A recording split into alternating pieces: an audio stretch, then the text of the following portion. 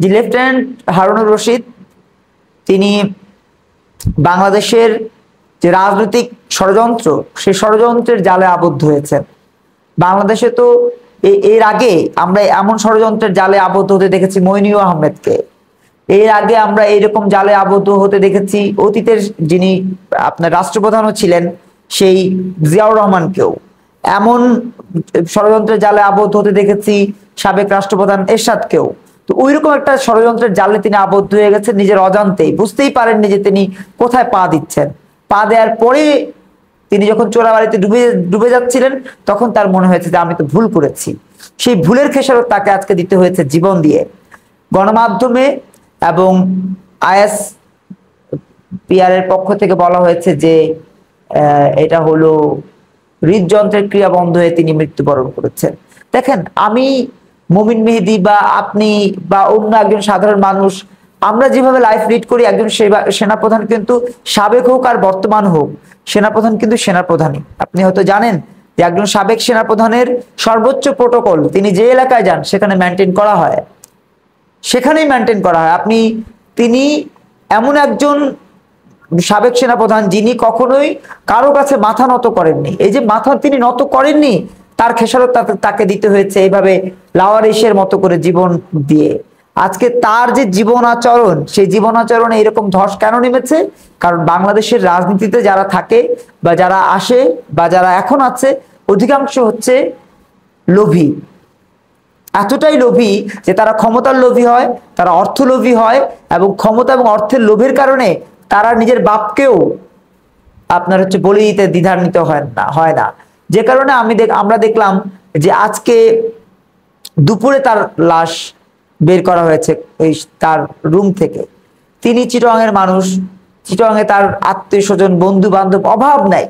আমি যতটুকু জানি তাকে ব্যক্তিগতভাবে, আমি তাকে ব্যক্তিগতভাবে চিনি, কারণ যেহেতু সাংবাদিকতা করেছি দীর্ঘদিন, তার ইন্টারভিউ আমি নিয়েছি।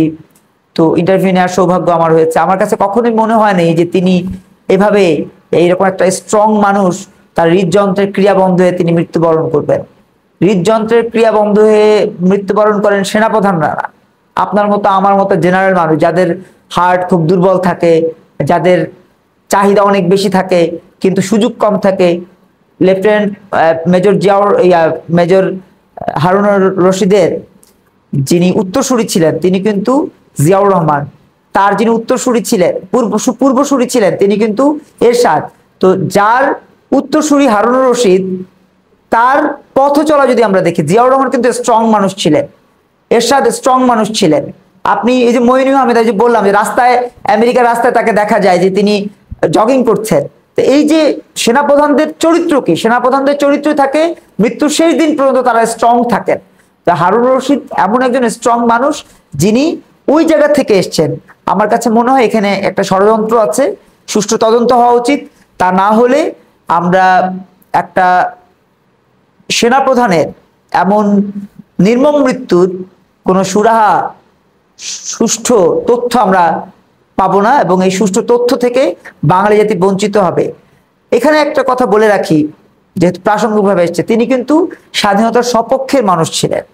আর এখন যারা রাষ্ট্রীয় কাঠামোতে আছে, রাষ্ট্র যারা পরিচালনা করছে, তারা কিন্তু স্বাধীনতা নিয়ে প্রশ্নবিদ্ধ করছেন। যেমন আসিফ নজরুল কিন্তু আমার স্বাধীনতাকে প্রশ্নবিদ্ধ করেছেন, মুক্তিযোদ্ধাদেরকে প্রশ্নবিদ্ধ করেছেন। এই যে প্রশ্নবিদ্ধ করা যেই রাষ্ট্রীয় কাঠামো, সেখানে হারুনুর রশিদকে হত্যা করা হতে পারে, তাকে বিষ প্রয়োগ করে হত্যা করা হতে পারে, তাকে চাপ প্রয়োগ করে হত্যা করা হতে পারে, মানসিক চাপ প্রয়োগ করে হত্যা করা হতে পারে। এটা অমূলক কিছু না। আমি এই সরকারের কাছে তো দাবি জানিয়ে আসলে ওইভাবে কোনো সুফল পাবো না, তারপরেও দাবি জানাই সাধারণ মানুষ যেন প্রমাণ হিসাবে রাখতে পারে এই ফুটেজটা, এই ভিডিওটা, যে একজন সেনাপ্রধানের এমন নির্মম মৃত্যু। গত আপনার 54 বছরে একজন সেনাপ্রধান এইভাবে মৃত্যুবরণ করেছেন, কোনো ডকুমেন্টস নাই। বাংলাদেশে তো নাই, ভারতে তাকান, সেনাপ্রধানরা কখনো এইভাবে মৃত্যুবরণ করেন না। হৃদযন্ত্রের ক্রিয়া বন্ধ হয়ে এভাবে একা ঘরের মধ্যে এভাবে মৃত্যুবরণ করেন এমন কোনো ডকুমেন্টস আমি আজকে আপনার হচ্ছে উইকিপিডিয়া, ইউটিউব সার্চ দিয়ে দেখেছি যে কোনো সেনাপ্রধান ভারত, বাংলাদেশ বা পাকিস্তানেও এভাবে মৃত্যুবরণ করেছে কিনা আমি পাইনি। অতএব এই বিষয়টা অবশ্যই জনগণের সচেতন হতে হবে, এবং এই বিষয়ে বর্তমান যিনি সেনাপ্রধান আমি তারও সুদৃষ্টি কামনা করছি, যাতে করে এই ব্যাপারে একটা সুষ্ঠু তদন্ত হয়, সেনাপ্রধান যদি ইচ্ছে করেন তাহলে কিন্তু একটা সুষ্ঠু তদন্ত হতে পারে, রাষ্ট্রপ্রধান চান বা না চান, এবং এটার একটা রহস্য উন্মোচন জনগণ দেখতে পারবে যদি তিনি তার সদিচ্ছা থাকে।